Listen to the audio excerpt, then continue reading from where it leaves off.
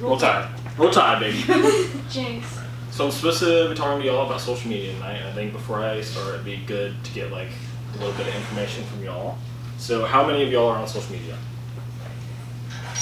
Alrighty. Wait, does it count if you like only text and you don't pay attention to stories or anything? Do you have an account? Yes. So yes. Yeah. So you're on social media. Okay. Raise your hand if you're on Instagram. Okay. Raise your hand if you're on Facebook. No. Oh yeah. I just wanted to get the core team involved, you know. How about Snapchat? Snapchat. I hate it. Snapchat. All right. Snapchat. And then how many of you are on TikTok? Oh. Yeah. That's it's Chinese communists. We'll get to it. All right. So that's good. I got a little gauge. It's kind of a hard topic to talk about because a lot of people have very strong opinions on it, and it's really complicated, especially at our age, because we're like, well, we need to be able to talk to our friends, but at the same time, we know that it's bad for us at the same time. But luckily, I was y'all's age 2 years ago, so I was right in your position. So I think if anyone up here is good to talk about it, I am. If it weren't for my experiences in the past, I wouldn't have that knowledge. Before I start, I want to say social media, like everything in this world, is good in moderation. Social media shouldn't be our lives, it should just be a minuscule part of it. So I hope what I have to say is at the very least helpful for conversation. So maybe you can bring this information outside of here, or at least we can have good conversations during our large group afterward. So I'll start with my history with social media. I didn't have a phone or really anything of the sort until like the tail end of 8th grade, because I was going into high school and my parents were like, well, I need to be able to communicate with you, you're going to be going to all these different things, and you're going to need to coordinate rides. So that was the main purpose of me getting a phone. I wasn't really interested in social media at the time, because I was in 8th grade, I didn't really care. The only social media I joined right away was Instagram, and I joined it because it was a good way to keep up with friends, and I love photography. I've always loved photography, so that would be a good way to share that with people that I loved. So it seemed like a good fit. I followed my friends and a couple of celebrities and sports pages, and that was pretty much it.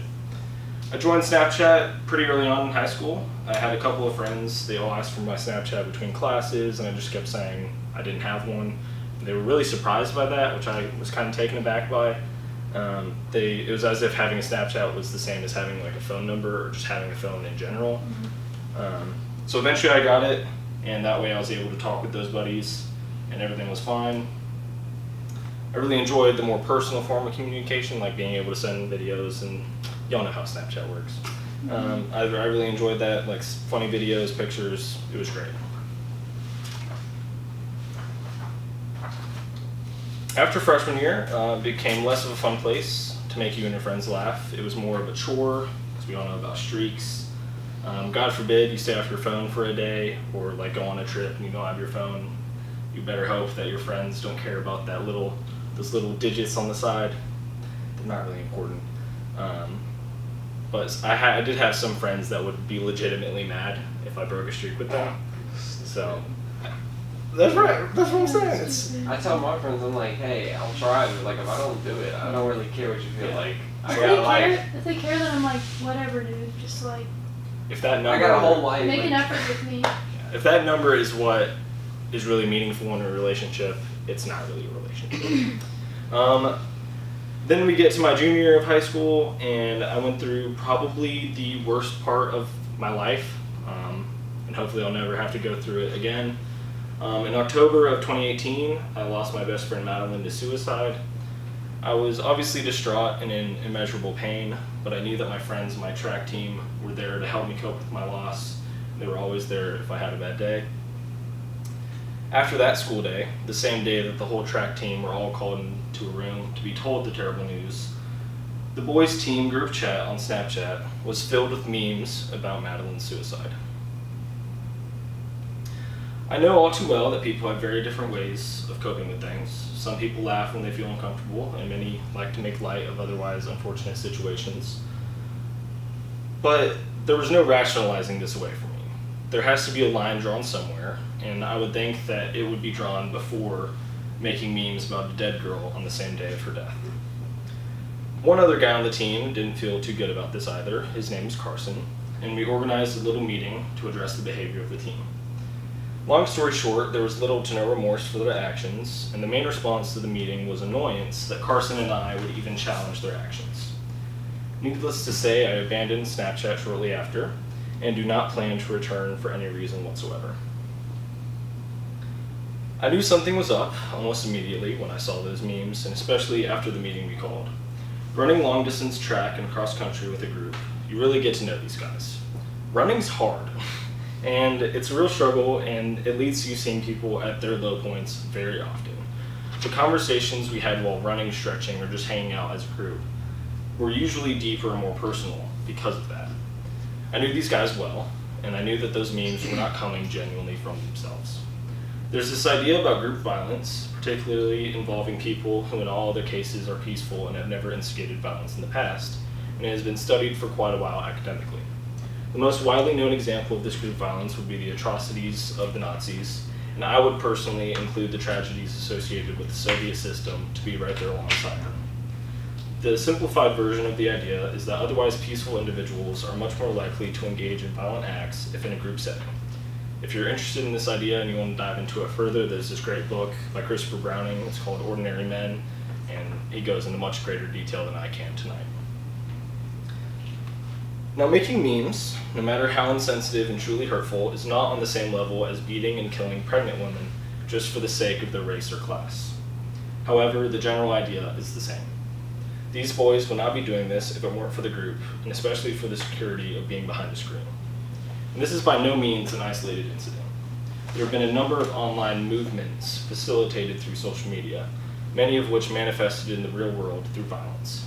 Black Lives Matter riots, the January 6th insurrection, the women's rights protests.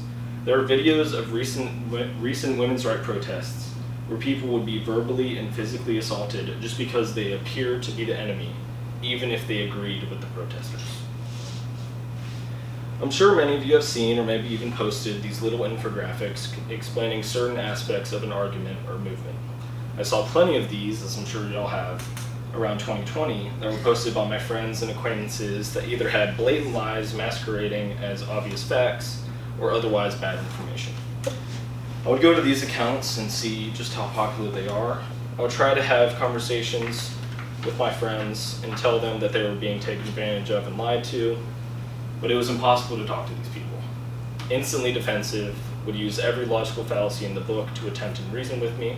They were especially big fans of ad hominem attacks. Eventually, I just had to make a rule that if someone posts these infographics, the best course of action is to go about my day and ignore every part of me that wants to help these people. Which is not easy. I also think that the infographics issue stems from similar problems as group violence. You may have heard of groupthink, and it's just what it sounds like. A group of people who all think alike, but would likely not think alike if it weren't for the group aspect. I believe what I believe because many other people believe it too. Therefore, there has to be some kind of credibility to what is being said. No logic, no reasoning, just confirming your thoughts through the group. It's the most backward thinking you can imagine. Beyond the group issues I just talked about, there are major personal issues surrounding social media. The largest of these is the emergence of severe psychological issues in young people, especially young women. These issues are typically self-esteem based, with people having a skewed perspective on reality, leading to poor mental health. The rate of adolescents reporting symptoms of major depression increased by 52% from 2005 to 2017, 2005 marking the official beginnings of Facebook. From 2009 to 2017, it grew by 63% in adults ages 18 to 25. The rate of suicidal thoughts in young adults increased 47% during that same time, and child suicide rates increased by up to 150%, and self-harm by girls ages 10 to 14 nearly tripled. The reporting of major psychological issues has only increased more since 2017 as well. I'm sure you have all heard the phrase, social media is not real life, ad nauseum. The reason for this is because it's true. Social media is quite literally a highlight reel for people's lives, and people actually prefer that. There's this new app that was widely advertised as a more real social media, a direct competitor to the fake social medias that dominate the market. The whole idea is the app allows you to post within a 2-minute time frame once per day. The app alerts you when your 2 minutes begins, and it must be a selfie and an outward-facing picture of what is happening in your life at that exact moment, no matter how mundane. Sounds like a great antidote, right? No one uses it. We prefer seeing the exciting parts of life. Why should I care about the mundane when that's all my life is to begin with? So I've outlined some of the major issues associated with social media, and I want to provide some guidance on how to navigate social media without having to be destroyed or taken advantage by it. Some general rules I like to follow with all of my social media are: spend as little time as possible on it daily, only follow real friends and family or people you genuinely look up to. If you wouldn't say it to their face, don't say it. And constantly remind yourself that the people who may seem like they have it all and are always happy are just as human as you.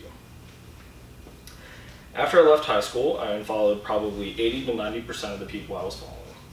What this meant was my Instagram, in particular, the only social media I really use, was streamlined to just the people I truly cared about and that truly cared about me. So not only was I able to eliminate excess distractions while keeping up with my closest friends, I was able to cut my time on social media by a similar 80 to 90%. I also unfollowed many celebrities and replaced them with people like Bishop Robert Barron, Dr. Jordan Peterson, etc. This transformed my feed into a theological and intellectual paradise, instead of the wasteland of mind-numbing entertainment as it was before. One of my favorite modern-day philosophers, Mike Tyson, said, social media made you all way too comfortable with disrespecting people and not getting punched in the face for it. Now, I'm not advocating that punching people in the face is okay, but this statement is absolutely true. The insults thrown around, especially on Twitter, which I recommend you never join, or if you're already on Twitter, I'd also recommend get out of there,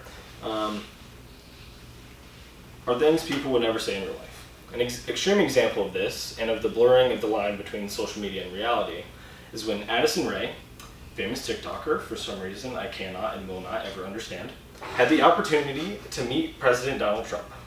Instead of having a semblance of respect for him, regardless of politics or personal views, instead opted to say that she was required to meet with him against her will and that she really didn't want to. She said that to his face. It's absolute lunacy. Regardless, She said that to his face? Mm-hmm. It was during. Not on Twitter. She was at a UFC fight. Yeah, it was during one. I think it was. Oh, it was two. It was one of the YouTube boxing I fights, heard whatever. of it. Or Trump was like, I gotta be there. Hey, the Nook boys were there. He invited out. Anyway, regardless of political affiliation and beliefs, the proper action that we should take when meeting authority figures like the president should always start from a place of respect and politeness. Now, another major issue with TikTok I have a duty to address is how immediately dangerous it is to us all. If you don't already know, TikTok is a Chinese app that openly tracks as much about its users as possible. There have been multiple hearings in the US and other countries to expose and discuss how pernicious this app is. India has banned this app. The Chinese government requires TikTok and other Chinese apps or businesses like it to share the data it collects with specific branches of its government created purely for that purpose. Not only is the Chinese government openly collecting an unfathomable amount of data from across users in the world, they have made it illegal for any Chinese business or social media to disagree with their authoritarian socialist views. The Chinese Communist Party has led their social media platforms to put out statements in support of their actions, and they've designed their products to further their goal of a global Chinese empire. This isn't a conspiracy theory, not even close. There are subtitled videos of Xi Jinping, China's president, from official Chinese accounts stating the radical and violent dreams of a world dominated by China. How could a silly little app like TikTok play into this, though? The algorithm in the West that TikTok uses to promote open degeneracy and quick dopamine hits is not the same as the algorithm that they use in China. The algorithm in China promotes the incredible endeavors of everyday Chinese working class people, messaging that encourages military careers, usually with the global Chinese empire being the driving motivator, and all other kinds of Chinese propaganda.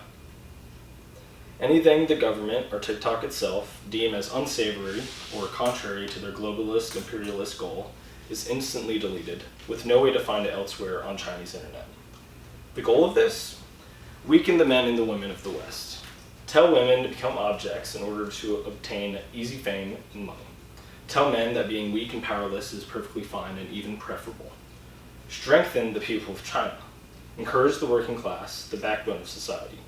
Empower women to follow the careers they'll be best at, and strengthen their men, for their military will soon need their strength. This is not a conspiracy, this is open information for anyone to see for themselves. If you take anything away from this talk, get off of TikTok. Y'all are already ahead of me, so y'all are doing great. Social media should be an addendum to our real lives. It should never be our focus, and it should absolutely never be our priority. Social media can be a tremendous tool if used properly. We can stay in touch with our friends we don't get to see too often, and we can even spread the good news of Christ. I have friends that ask daily for prayer requests, and when I was still unfortunately on Snapchat, I would send out Bible verses instead of streaks. That's what social media should be all about, and I encourage y'all to adopt some of these habits. Unfortunately, the vast majority of social media is still filled with degeneracy, dopamine traps, and pure hatred for others. I truly believe that if more people move away from the current state of social media toward a more reasonable and sensible usage of these apps, the mental and spiritual health of everyone will improve drastically. And that's all I have to say about that.